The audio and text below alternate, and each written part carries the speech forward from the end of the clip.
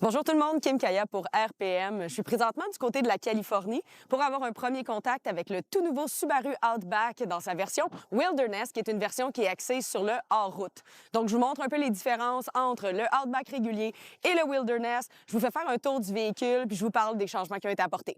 Donc, la gamme est assez simple avec le nouveau Outback. On va avoir 4 versions. La version Wilderness va se situer environ au milieu à un prix de 52 060 transport et préparation inclus. Au niveau des options aussi, ça va être assez simple. Là, on n'a pas de package d'options disponible sur ce véhicule-là. On va avoir un choix de 6 couleurs extérieures, dont ce bleu-là qui est exclusif au Wilderness et un nouveau vert pour le Subaru Outback, pour la gamme complète. À l'intérieur, malheureusement, on n'a qu'un seul choix de couleur. Ça va être le noir avec des accents cuivre à l'intérieur.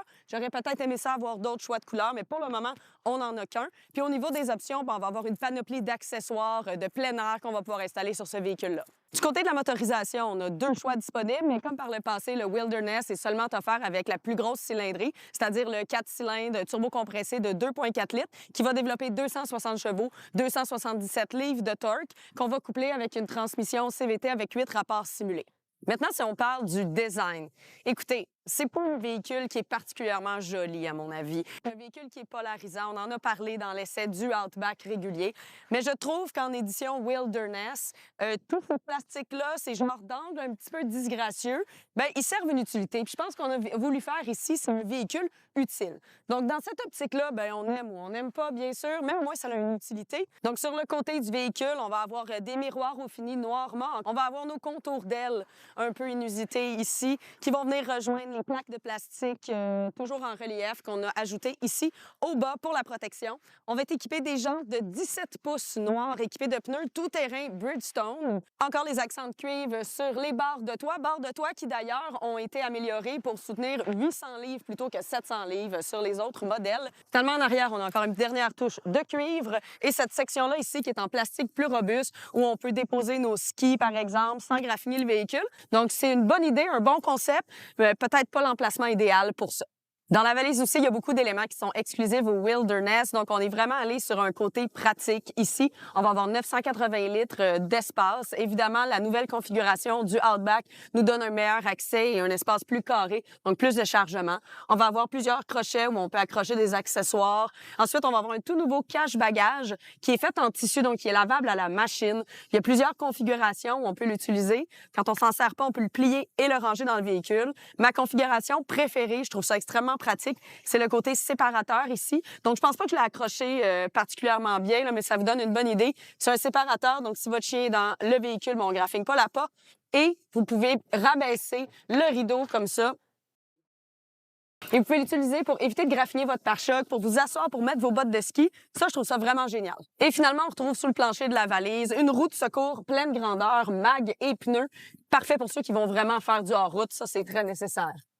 Maintenant, du côté des exclusivités mécaniques, donc le Wilderness va être équipé de 2 modes de conduite hors-route X-Mode qui vont travailler en conjonction avec les toutes nouvelles suspensions à contrôle électronique. En fait, ces amortisseurs-là sont équipés de capteurs qui vont aller prédire en temps réel l'état de la route devant vous pour augmenter votre confort sur la chaussée régulière, mais aussi en hors-route. C'est une technologie qu'on voit chez quelques concurrents comme Genesis et Porsche, par exemple. Ça va être à surveiller peut-être niveau fiabilité dans le futur parce que c'est tout nouveau sur le Subaru Wilderness. À l'intérieur du véhicule, c'est assez bien réussi. On a utilisé des matériaux pour que ça soit facile à nettoyer. Donc, on a des sièges imperméables, très faciles à nettoyer. On va avoir des tapis en plastique Subaru Wilderness qui vont venir d'emblée. C'est vraiment axé sur le hors-route. On le voit dans les matériaux. Donc, on trouve 2 nouveaux écrans dans le Outback, l'instrumentation centrale de 12,3 pouces et l'écran de 12,1 pouces. On va avoir la recharge par induction, des boutons physiques qui sont de retour pour la climatisation. Puis ça, c'est pour tous les Outback, pas juste le Wilderness.